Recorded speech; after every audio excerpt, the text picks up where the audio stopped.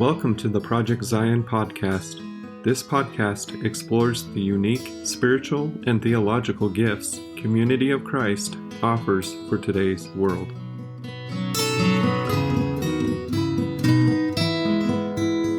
Hello and welcome to the Project Zion podcast. I'm your host, Carla Long, and today you're listening to Percolating on Faith, where we talk about all kinds of matters of theology and faith and all kinds of good stuff. I'm here with, of course, your favorite guests, Charmaine and Tony Chvala-Smith. Hello, Charmaine. Hello, Tony. Hi, Carla. Always a delight. Hi, Carla. Good to be here. Always. Aren't I just delightful every time? We think so. That's why you're showing up, Carla.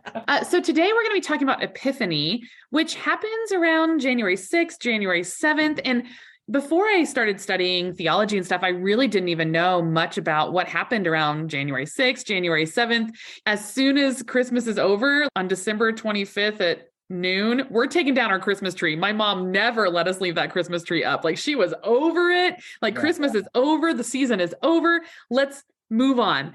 And then I became the Mission Center financial officer for Western and Eastern Europe. And I got an email from one of our workers there. And she said, just so you know, we'll be taking January 6th and 7th off because it's Christmas. Luckily, I didn't write back, no, it's not. Stop trying to take days off. I looked it up. And of course, it is a Christmas for the Orthodox Church. So there's a lot of stuff happening around January 6th, January 7th in the Christian calendar. And I think it's cool that we're talking about it because I don't know how many people know about it. Yeah. Good point. Yeah. And a cool thing you might not know is that in the ancient church, Christmas was a latecomer, but Epiphany was there already in the 4th century, and it was considered a major feast. So, the three major feasts were Epiphany, Easter, Pentecost. and Pentecost.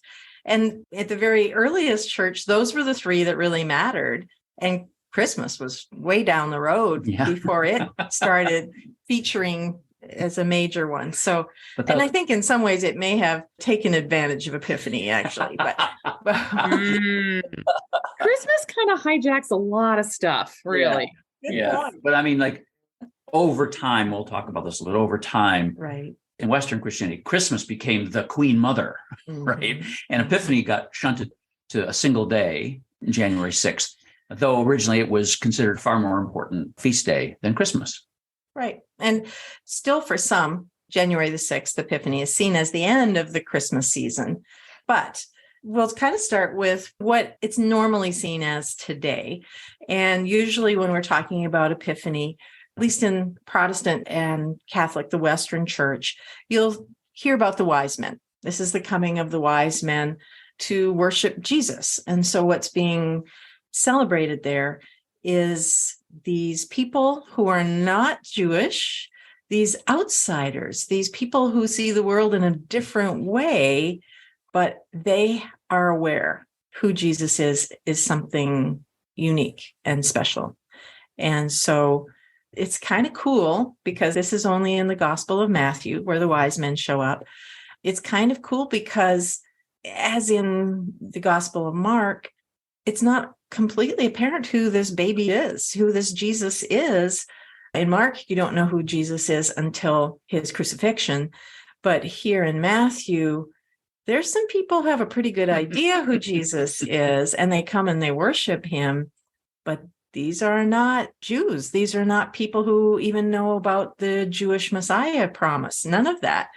And so it's kind of cool because it's like, what God is doing in the world is recognized by some people, but they might not be the insiders. They might not be the people that anyone expected. So they are the first witnesses of who Jesus really is. So that's part of the idea of Epiphany. And Epiphany meaning manifestation, or I like better, because I think manifestation is a big word. How do you use it in a sentence kind of thing? And I would say revealing something of what God is doing in Christ. And so that's what we typically think of today when we think of Epiphany. Because I like things Greek, as Carla knows, that word epiphania in Greek comes from the Greek verb phino, which means to show. So epiphino would be an intensified verb, to really show, right?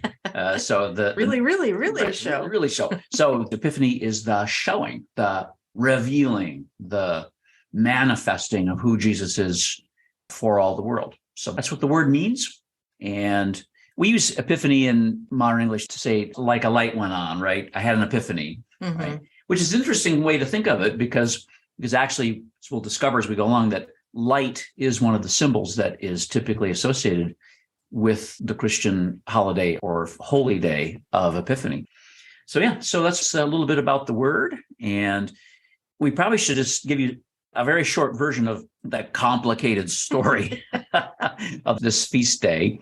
In liturgics, we use the term feast day for these special days that have been set apart in the Christian calendar. And I think one of the easiest ways of approaching all the different variations there were in the earlier church about what Epiphany was and stood for is to say that all of the things they attached to it had something to do with revealing who Christ is as either God's incarnation, as God with us, things that say something about who Jesus is in God. So there are times in the earlier centuries, Epiphany starting to be recognized by the 4th century. Definitely recognized by the 4th century. That's the 300s. Sometimes we have trouble with the 4th century equals 300s and not the 400s. But already in the 3rd century, there's evidence that some Christian groups were doing something related to the celebration or the commemoration of Jesus' baptism early in January. And that's where this day comes from. So there's some places where Epiphany meant celebrating Jesus' baptism. Others, it was about celebrating Jesus' birth. For others, there's a sense of the idea of the Trinity being revealed in who Jesus was. So all of these different meanings to it, and sometimes they'd even combine them. So it's like, okay, Epiphany is celebrating both Jesus' baptism and his birth, or it's celebrating the wise men and his baptism. So it was like, we need to celebrate something on January 6th. January definitely needs a holiday. Yeah. And it's interesting that it's in January, because if you think about it in the Northern Hemisphere, by the time you get to January 6th, the days are just starting to get a little longer. So before there were Christian festivals at that time of year, there were pagan festivals that were celebrating the slow return of light, right? And so one should not be worried that Christians took over a pagan festival. That's a ridiculous thing to worry about. We have borrowed stuff from other people and given our own spin on it. And so also one other thing, sometimes in some ancient Christian traditions, Epiphany was the day they focused on the miracle at Cana too, the turning of water into wine, because it's the first miracle in the Gospel of John, right? So it's another revelation or manifestation of who he is. Yeah, lots of meanings attached to this day. And then kind of different meanings in the Western Church from the Eastern Church. And here, Western Church would be the Latin Church, the Roman Catholic Church, and Protestantism, which comes out of that. And the Eastern Church, which is all of the Eastern Orthodox churches, whether that's... Well, now like Greek Orthodox, Serbian Orthodox, Bulgarian Orthodox, they're all separated now. But yeah. All of those. But they tend to go with the later calendar too. So that's why Christmas for them is January the 7th. And so the 6th, right next to it like that, is two celebrations right next to each other. And again, the 6th may get kind of a little overshadowed by the 7th, but still the idea of the revealing of aspects of who Jesus is and revealing of God in Jesus. And go ahead. Just a side note on that is that the idea of the 12 days of Christmas, which is important, especially in Christian traditions that trace themselves back to England, right? So that's most of American Protestantism in some way or another, where the 12 days of Christmas start on Christmas Day, and then 12th night is January 5th in the evening, and then January 6th is 12th day. And so that whole thing is called Christmastide. Right. So if you thought you were tired of eating on Christmas Day, Carla, if we celebrated it properly, we would be feasting for a long time. Right. Well, and just very interesting. You talked about your mom wanting that tree down like right now.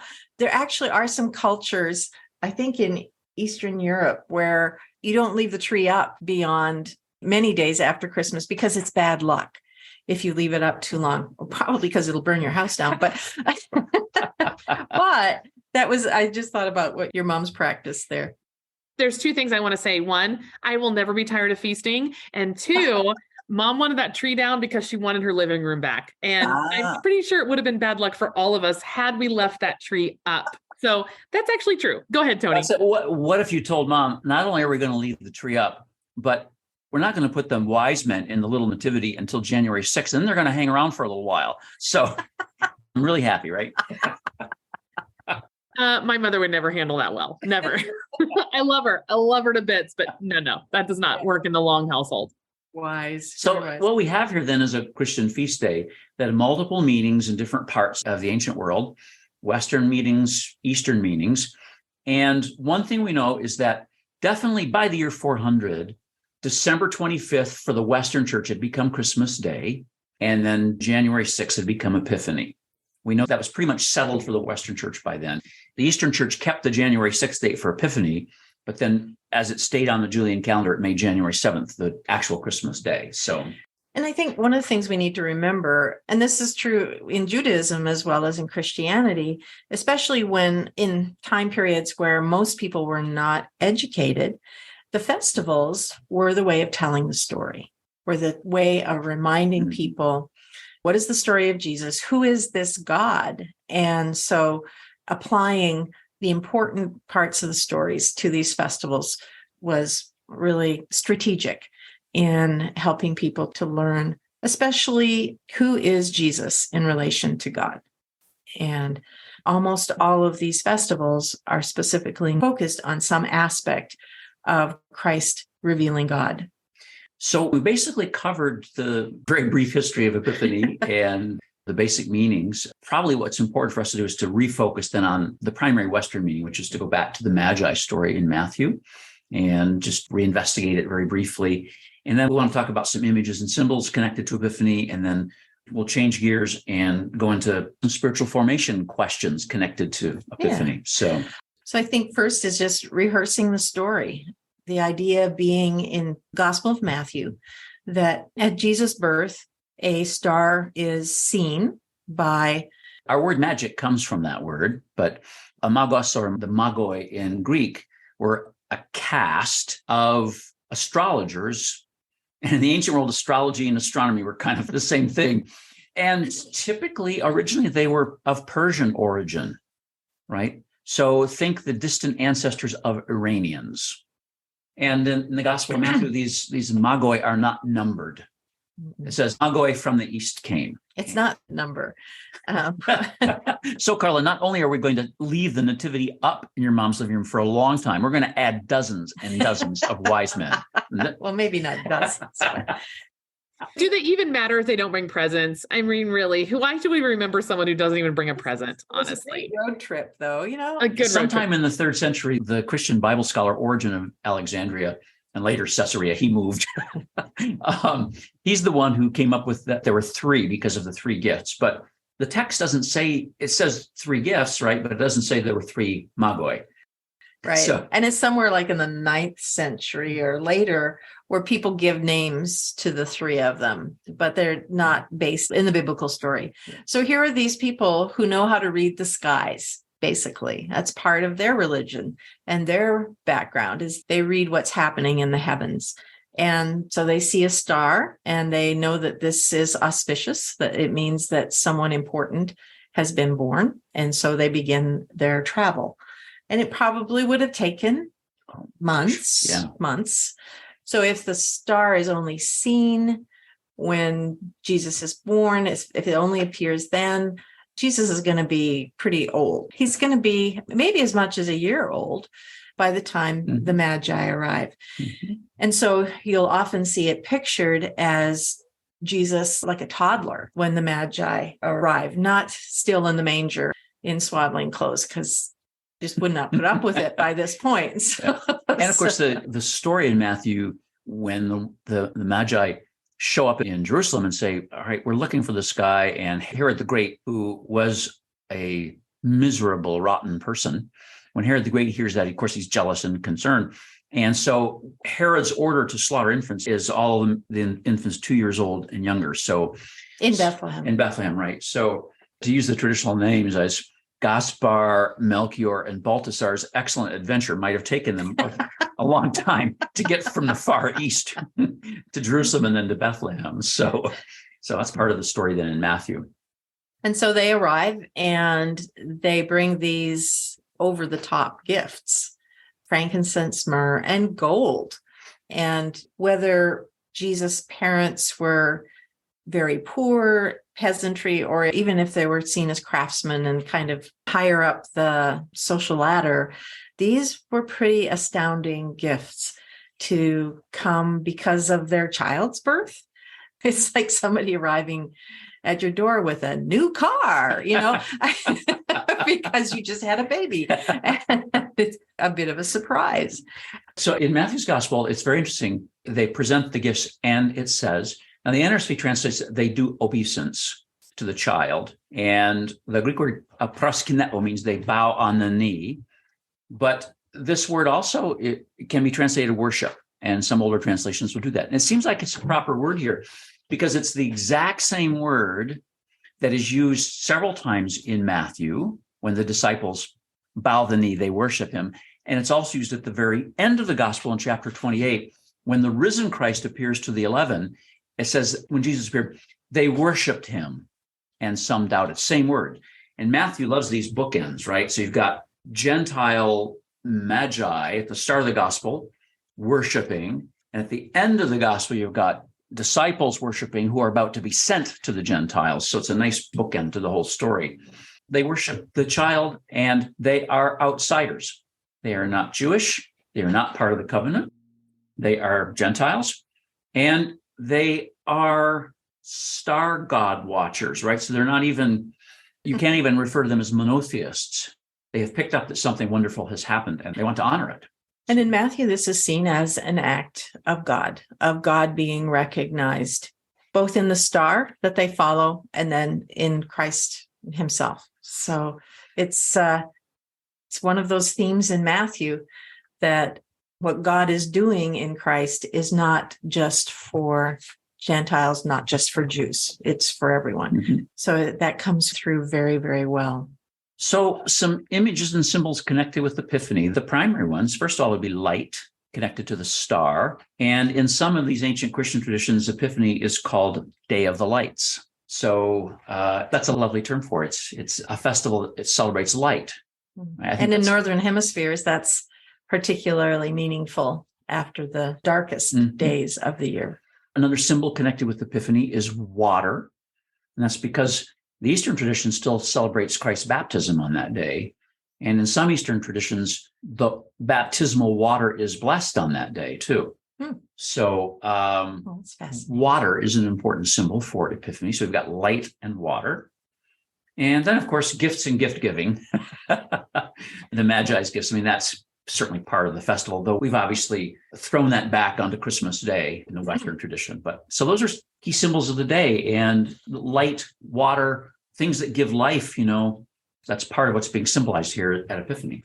I imagine that like a bishop could do something with January 6th as far as the gift giving, because we tended to make the gift giving all about giving gifts to each other. But in effect, the Magi are giving gifts to God and so there should be a really good offertory for the Sunday closest to Epiphany. I realize you're being a little bit facetious, but I'm listening hard, just so you know. It's like the ideal opportunity, right? Actually, Carla, we're also being directive. So I'm literally taking notes right now. But, it's easy to stay narrow-viewed on these things, but what if we back out and take the broader view? The Magi are symbolic of immigrants, right, and refugees. By the way, Mary and Joseph and the baby Jesus, infant Jesus, are going to be refugees right away as soon as the Magi are gone. Because God lets them know that Herod is going to try and kill the child. And again, the wise men, the Magi, also have a dream that tells them to not go back and let Herod know where this baby is. And again, so God is at work with people who are not within this religious tradition. So I think that, again, is the people who are traveling, people who are not from these parts. So that's things to think about. Also, the Magi embody in some ways the idea of, with single quotes on it, the outsiders who really get it. Because we who are deeply immersed in church life often know that we insiders don't get it, but the outsiders sometimes do get it. And so these magi symbolize wise and discerning outsiders who really understand. Great example in the 20th century, Gandhi, right? Gandhi, who really understood the Sermon on the Mount better than lots of Christians did, and was able to blend it with his own Hindu traditions for his work in India. So sometimes the outsiders have better lenses for seeing what this Jesus story is about. They can see the big picture. And that's certainly what was happening here. And then what if we say, water is such an important symbol in Epiphany, but gracious. For baptism. Yeah, for baptism and Jesus' baptism, and then the blessing of water and so on in Eastern traditions. But water is an endangered resource in some ways for us. What if Epiphany also recalls us to care for water and to stewardship of the preciousness and sacredness of water? So there's a larger meaning connected here. For goodness sakes, the incarnate one, God the Word enfleshed as Jesus of Nazareth, is born, so there's water. He is baptized, so there's water, right? And then washes feet at the end of his life, so there's water. So we have some eco-theology to learn from. Epiphany can teach us some eco-theology is what I'm trying to say. Get connected with that. So how does Epiphany, or how can it lead us into conversation with God today? And so if that's just a place we wanted to go with it.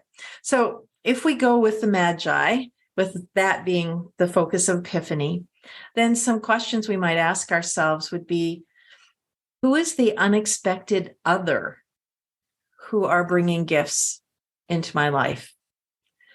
Who is bringing that which reveals God, the God of the whole world?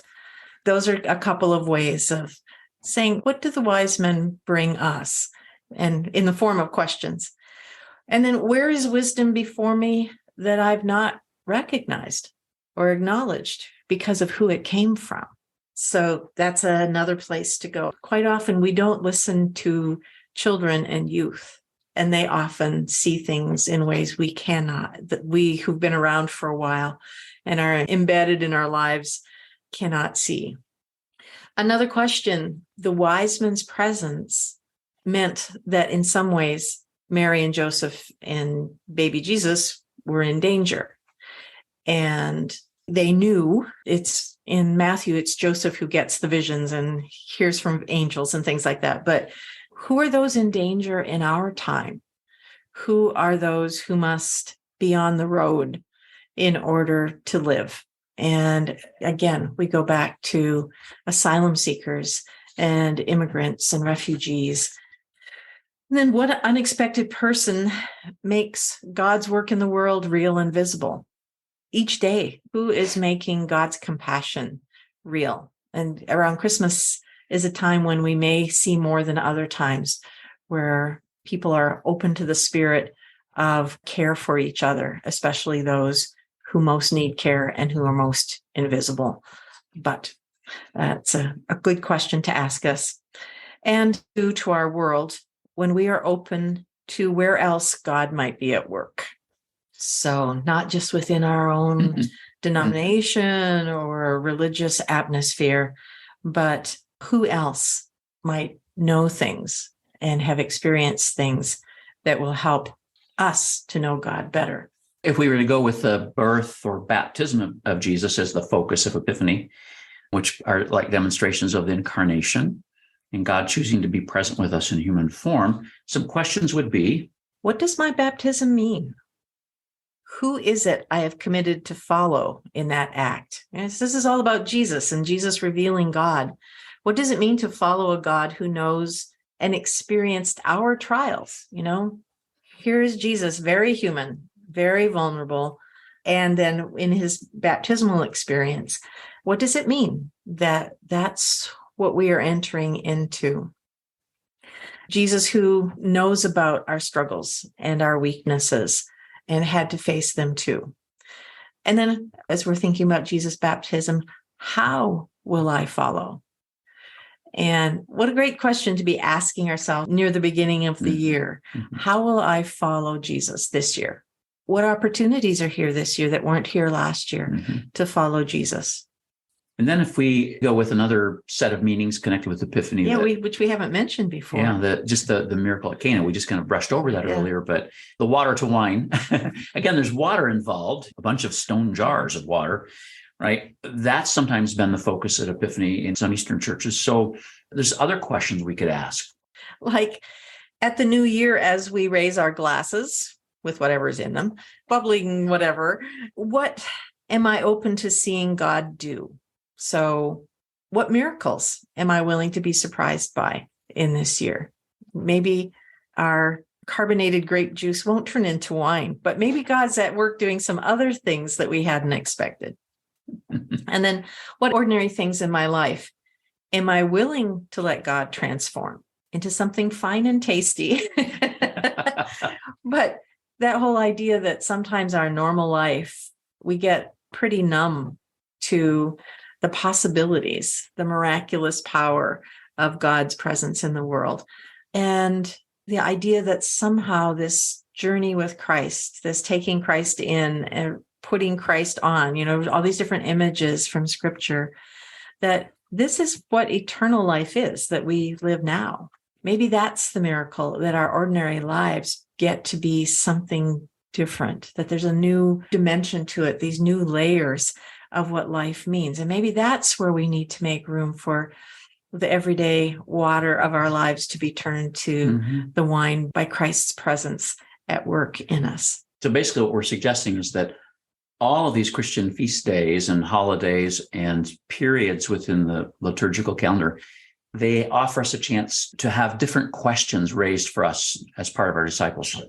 Rather than just a calendar date we check off, maybe there's something else that can happen by focusing on them. As we come to the end here, it just should note that for those listeners who are Community of Christ or who attend Community of Christ churches, our hymnal, Community of Christ Sings, actually has an Epiphany section in it. It's from hymns 438 to 448. And I'll give you a sample. Some of these hymns are about the Magi, as they should be. This one by Ruth Duck, this is called Not in Grand Estate. And I'll just read the first stanza and the refrain. It's just marvelous. Not in grand estate, you make your earthly home. Not among the great, you come to bring shalom. Living with the poor, you shine. There's the light image. You shine with God's own light. Knock upon our door, find shelter for the night.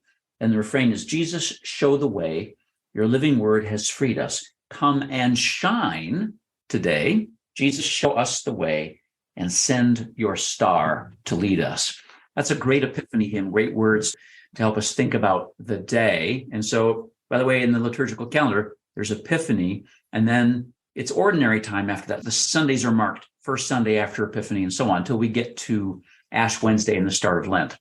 So Epiphany can be treated as almost a season if you want to. So just some final thoughts here. I have a little book Charmaine gave me years ago. It's a collection of some prayers from the great Swiss theologian Karl Barth.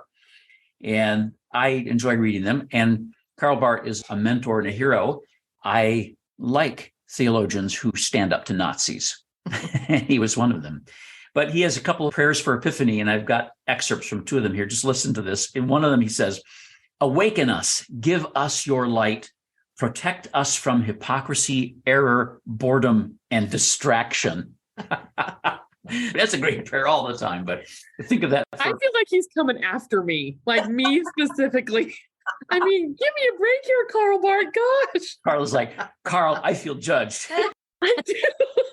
I think he kind of, with a little tongue in cheek, perhaps there. The excerpt from another of his Epiphany prayers goes like this. It says, "You loved us first. Do not leave us in lovelessness, in indecisiveness, and in the cold." So Karl Barth, who is Swiss, I mean, you think about being in the Alps in January, do not leave us in the cold. Anyway, so what we've done here is we've just trying to give an overview, an introduction to Epiphany, which if the ancient church had mostly had its way, would be the big thing we celebrated this time of year. Mm-hmm. And Christmas would be, what? What is that? Well, this has just been really cool to learn all about the different things around Epiphany and how literally it is just a day that goes unnoticed for most people, most Protestants, at least in the United States. And maybe it's a bigger deal in the Commonwealth. I don't know. It's one of the beauties of the lectionary is that it draws us to our attention and allows us to go a little deeper. Well, you're right about the Commonwealth. At least in England, we did a little looking earlier today, and there are still such things as 12th night parties in England. It's a big thing. So there in Dickens, England, right, Christmas is a season. Not meaning to be critical here, but there's been something maybe not as healthy about jamming the whole Christmas season into Christmas Eve and Christmas Day, where it becomes a stress fest for lots of people, the annual festival of stress. But if we were able to spread it out over the 12 days and then end on Epiphany, it would be a different kind of thing. Of course, there would be food the whole way through. I'm just saying. Oh, yeah.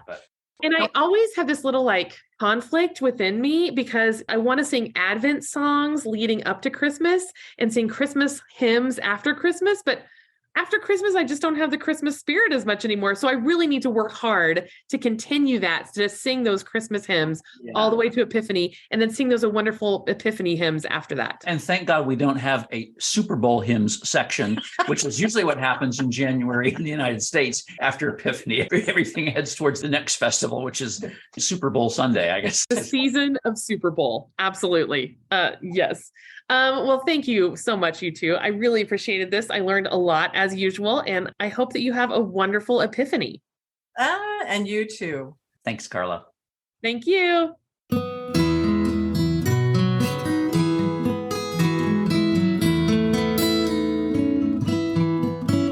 Thanks for listening to Project Zion Podcast. Project Zion Podcast is a ministry of Community of Christ. The views and opinions expressed in this episode are of those speaking and do not necessarily reflect the official policy or position of Community of Christ. The music has been graciously provided by Dave Hines.